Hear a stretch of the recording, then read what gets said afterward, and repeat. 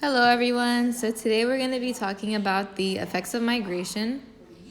So migration in the 19th century, many migrants traveled mainly to escape poverty, seek opportunity or a better life, or coerced as part of an imperialist labor system.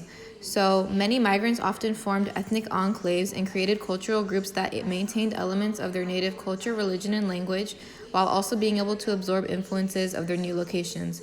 So, for example, Indians in Trinidad and Tobago practiced Hinduism while also contributing to Caribbean musical traditions.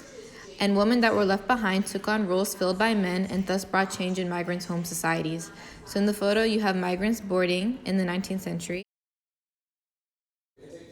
Okay, so for changes in home societies, a large number of migrant laborers that were male caused a shift in demographics and gender roles in the societies that they left. So in some societies, males held back to immigrate until a male relative was able to live with and support the women and kids who didn't immigrate along with them. And in these places, the women's roles stayed the same. However, in other places, women gained authority and took on the responsibilities that were once filled by their husbands. So most male migrants sent remittance back to their homes, and the larger the remittance were, the more time women would spend on family responsibilities while also exercising some decision-making power over how the money was spent. So in the picture, you have women carrying their husbands' responsibilities.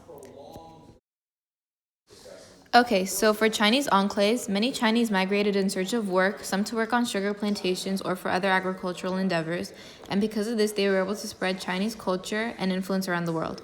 So in Southeast Asia, in Malaya, they managed opium farms and controlled opium distribution for the British and the Dutch East Indies, and some Chinese held posts with the colonial government.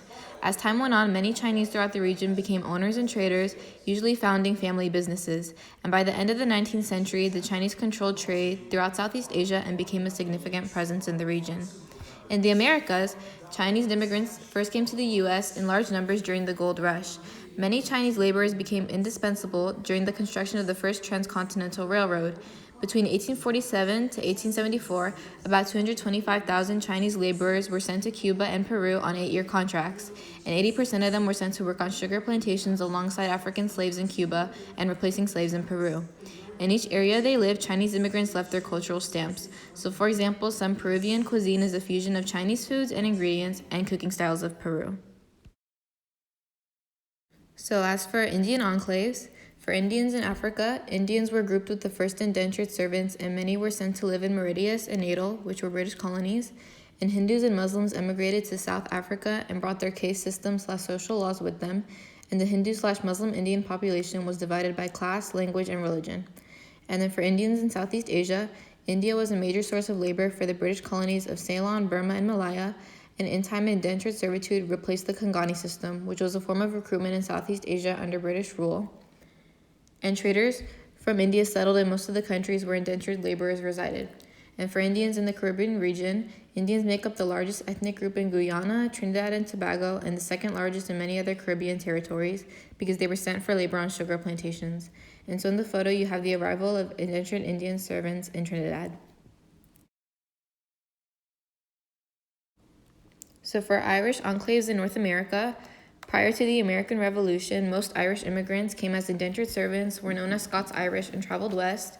However, after they settled in northern cities or in Canada, most were Catholic, worked in factories or in farming, and were poorer than the earlier settlers.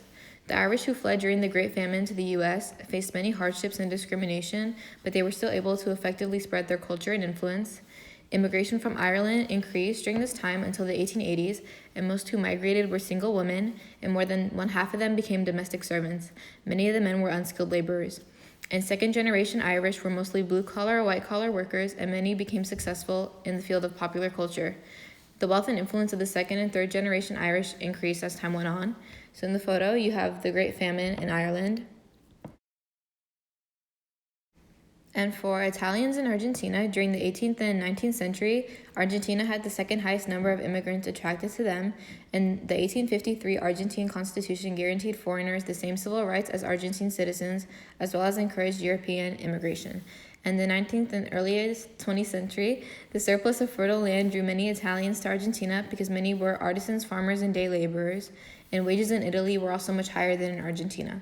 So in the photo, you have Italian immigrants traveling to Argentina.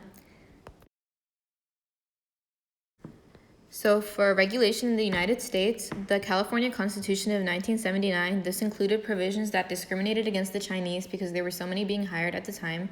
And these provisions included the state public works counties and municipalities could not hire the Chinese. The Chinese, along with others who were not white, were prevented from becoming citizens because they were seen as quote-unquote dangerous. And the encouragement of towns and cities forcing Chinese residents to move away as well as segregating them. And then the Chinese Exclusion Act, this banned further Chinese immigration from 1882 to 1943. And after this, many Chinese immigrants settled in Mexico where they were welcome and given job opportunities. So in the photo, you have a Chinese Exclusion Act political cartoon, which just kind of shows how the Chinese were forced out of the US.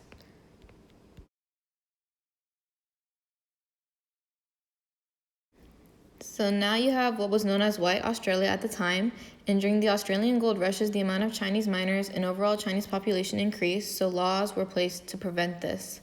So first you have the Chinese Immigration Act of 1885, which limited the number of Chinese who could travel ashore on each ship.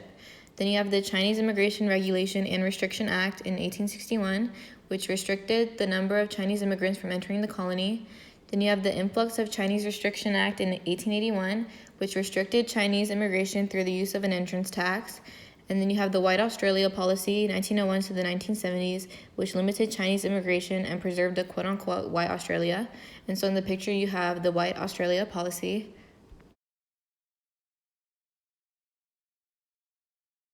So lastly, the overall effects/impacts of migration was that on the receiving societies, migrants often formed ethnic enclaves/cultural groups that kept factors of their native culture while absorbing influences of their new environment. And on the home societies, it brought a shift in demographics and gender roles in the societies that the migrants left. And some women gained autonomy and authority when they took on their husbands' responsibilities. So in the picture, you have a group of migrants who later would make up an enclave in Latin America. And that's it. Thank you.